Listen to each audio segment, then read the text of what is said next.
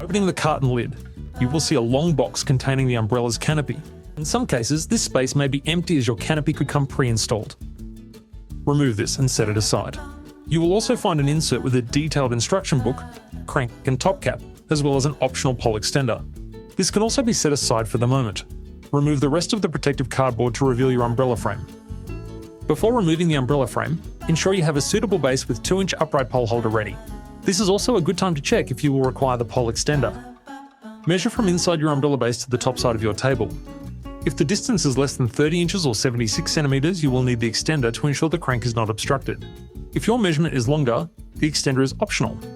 Expose the lower part of the pole and position in an accessible place.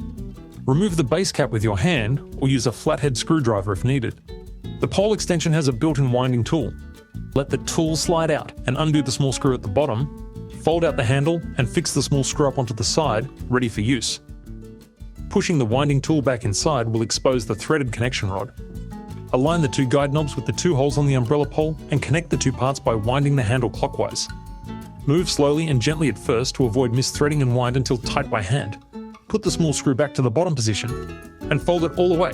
Then replace the bottom cap. When removing the umbrella, only handle it by the center pole, never by the ribs. Insert it into the base and remove protective materials. Your ribs should spring out slightly.